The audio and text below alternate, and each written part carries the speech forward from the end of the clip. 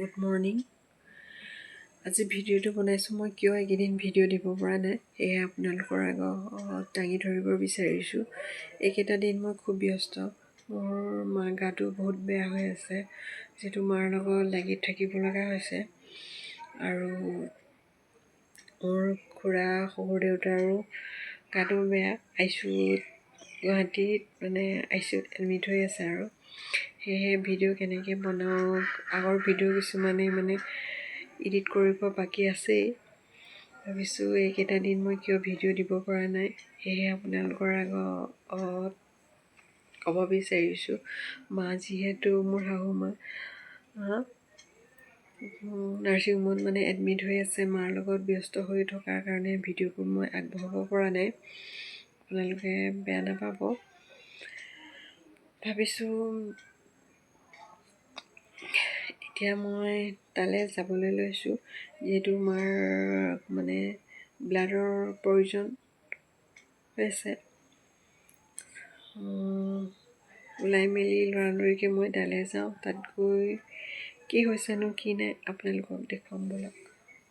Nursing হোমত admit হৈ থকা ভিডিঅ'টো মই আপোনালোকক দেখুৱাইছোঁ, দেখিছে নহয়। ইটোৰ পিছত সেইটো চেলাইন দি থাকিবলগীয়া হৈ আছে। এইফালে জেঠাই, মামী, মণিবা, মামা আহিয়ে আছে। আৰু এই মন্দিৰা বাও ৰখি দিলে, বহুতখিনি সহায় কৰি দিলেহি। মাৰ বায়েক জেঠাইও আহিছিলে। সকলোৱে সহায় কৰাৰ পাছতো মা এতিয়া পুনৰ অলপ সুস্থ হৈছে। আৰু এতিয়া মাৰ ঘৰলৈ উভতাই অনা হ'ল। তাৰপাছত মাক ঘৰলৈ উভতাই অনাৰ পাছতো মা এতিয়া খোৱা বোৱাৰ প্ৰতি অলপ যত্ন ল'ব লগা হৈছে। খাবলৈ মন নকৰে আৰু একো কাম নিজে কৰিব নোৱাৰে, সকলোখিনি কাম কৰি দিব লগা হয়। তাৰপিছত মই আপোনালোকক জনাইছিলোঁ যে মোৰ শহুৰ দেউতাৰ গাটো বেয়া হৈ আছিলে, আৰু বেয়া হৈ থকা মাক ৰিলিজ হোৱাৰ পাছত ৰিলিজ হোৱা দিনাই আৰু সেইদিনাখনেই খুৰা ঢুকালে। খুৰা ঢুকোৱাৰ পাছত এইকেইটা দিন আমি বৰ্তত আছোঁ। তাৰপিছত বৰ্তত থকা দেখি মই ভিডিঅ'বোৰ আগবঢ়োৱা নাই, আপোনালোকক জনাইছোঁৱেই। মাৰ লগত ব্যস্ত হৈ থকা দেখি ভিডিঅ'বোৰ হোৱাই নাই। এতিয়া মা অকণমান সুস্থ হৈছে।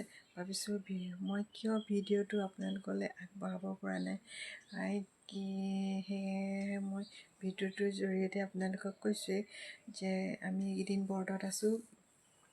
আজি আমাৰ দহা পাৰ হৈ যোৱাই নাই, 7 দিনমান হৈছে আৰু চাগে দহা হোৱাই নাই। এইকেইদিন আমি বৰ্ততে থাকিব লগা হৈছে। কিন্তু ভিডিঅ' আগবঢ়াম, সেই ভিডিঅ'বোৰ দিয়া নাই। আৰু কিছুমান ভিডিঅ' পেণ্ডিং হৈ আছে। সেই ভিডিঅ'বোৰ মই সকাম চকাম যোৱাৰ পাছতহে মই লাহেকৈ আপোনালোকৰ আগত শ্বেয়াৰ কৰিম বুলি ভাবিছোঁ।